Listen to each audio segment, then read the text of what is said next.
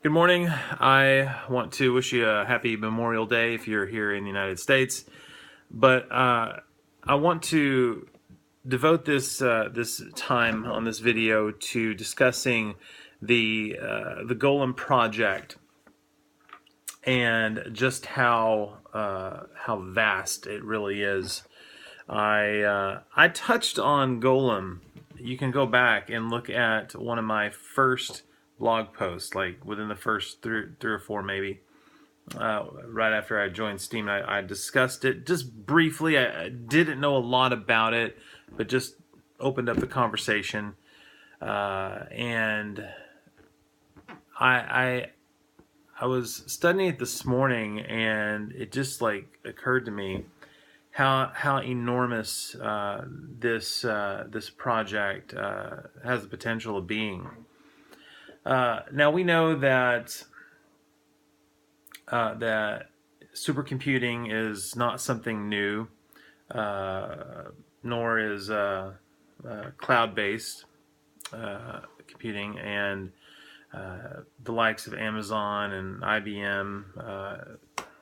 I mean, they're right there in the thick of it, and of course are doing so in a centralized fashion.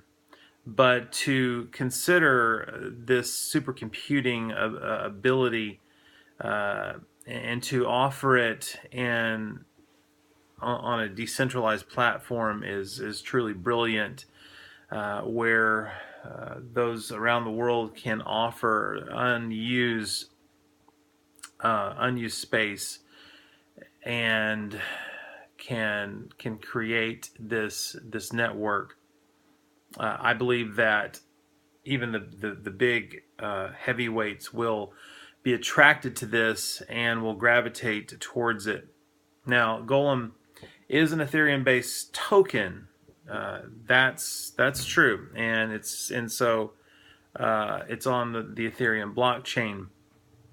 But understand that its rewards are built on top of the token. And when you understand that, then you know that it's okay. This is not just some cryptocurrency that they just said, okay, we're going to just run this off the Ethereum network and give it a whirl and see what happens. Obviously, the digital currency aspect of Golem is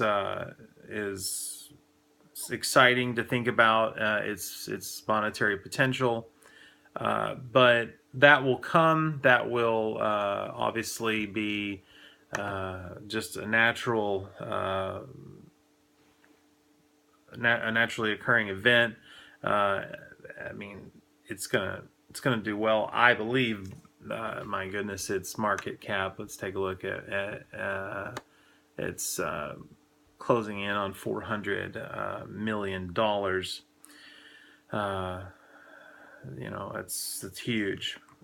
But like I said, that falls into place.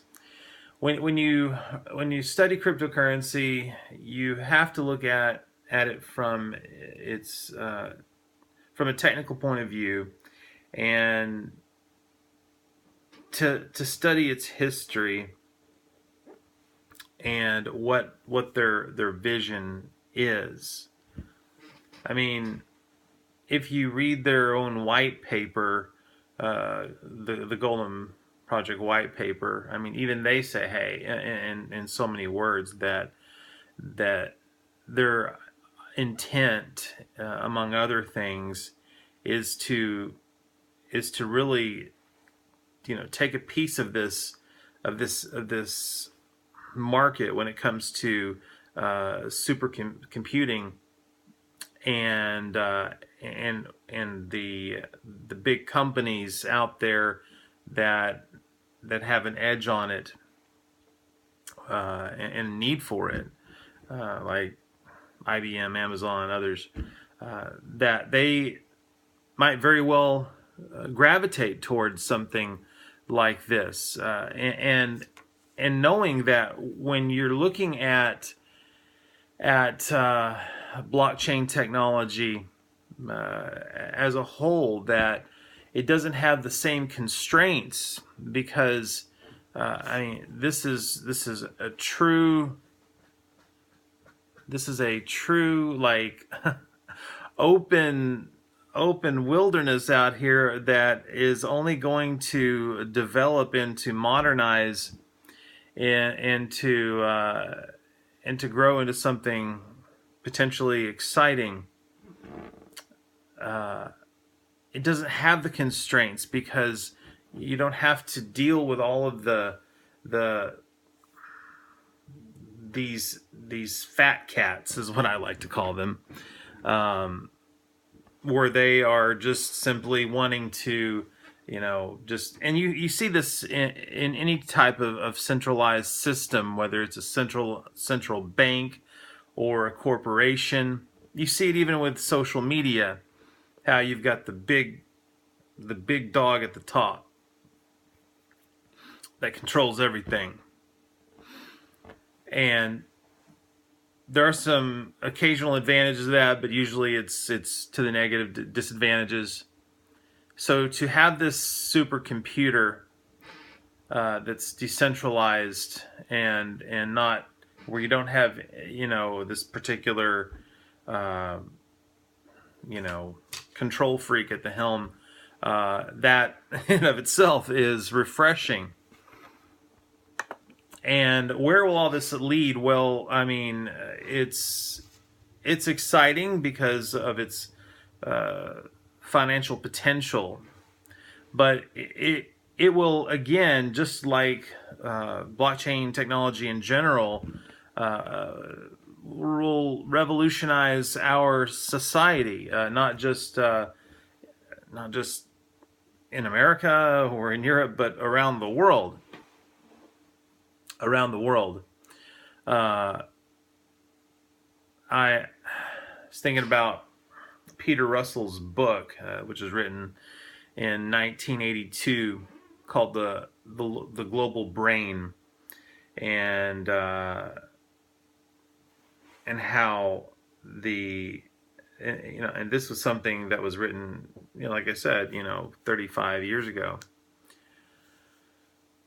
But it was said, okay, where will the internet go? How will it change humanity? And how will it do that? How will it change the course of our way of doing things? And that was way back then. Now look at things now. It's mind-boggling to consider what the Golem project could do in terms of supercomputing, artificial intelligence. Because when these computers come together, it's a little scary, just to be honest with you. Kind of. I mean, it is, because it's like, what are you opening up here? What are you on the verge of developing? I mean, this sucker is almost of biblical nature, and I say that because, well, I don't even know if I want to get into all that. I mean, I know I'm just covering a lot of territory here. Forgive me for doing that. But as these computers come together, look, I'm not an expert at all this like some of you are, so maybe you can wrap your minds around it better than I can. But look, to have this kind of network emerge in a decentralized manner is huge. And to develop, this is going to be able to, as I touched on in a previous video, create smart contracts where it's going to, I mean, not just we talked about the supercomputing part of things, and what that will do in terms of the need for cloud-based computing, but yeah, just on as far as smart contracts are concerned, and this is just going to eliminate the need for third party organizations and services. I mean, how will this affect law offices, legal documentation that we once looked at in a conventional sense? Is it going to just create just change our society, where we no longer need attorneys to basically certify certain documents in a legal fashion?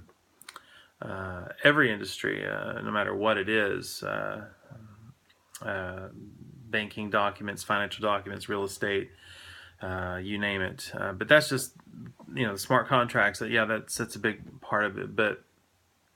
But as this supercomputer grows and grows and grows, without any constraints of a centralized system of governing it, it's pushing us into the wild frontier.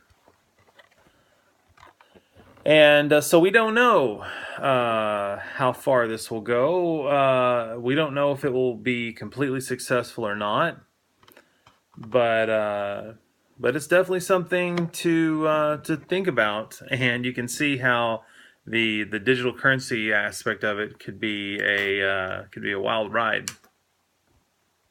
So look more into it, and you think about where it's going to go. These are my opinions, and I think that we will continue to see, as supercomputers begin to develop more and more and more, this will certainly give rise to things that we never thought were possible. I mean, already now, look at what's happening with driverless cars and just across the spectrum. We're seeing more and more things. Everything is wired to the internet and connectivity. Even your refrigerator, if you got a new one, your automobile, everything. I mean, pretty soon. There is no limit to the connectivity aspect of this, which I don't entirely like. I'll be honest with you right now. I don't like that, just from a human standpoint. But talking about it from just a computerized point of view, from a blockchain, just to see how this works and how it will affect cryptocurrency, monetarily speaking, it's enormous. So look, I've thrown out a lot of information here. It's early in the morning here. Sorry if it's sorry if I haven't presented it in a way that maybe I should have. Perhaps this video should have been shorter, but there's just so much to talk about, and I just want to get you at least acquainted with this, and to encourage you to do your own due diligence, to study it out, and we'll just leave it there. Thanks for watching. Please upvote, support what I do. I would really appreciate that. Re-Steam. You can leave your comments below, and don't forget to follow me at Breaking Tonight. Thanks so much. Have a good one. We'll catch you next time. Bye-bye.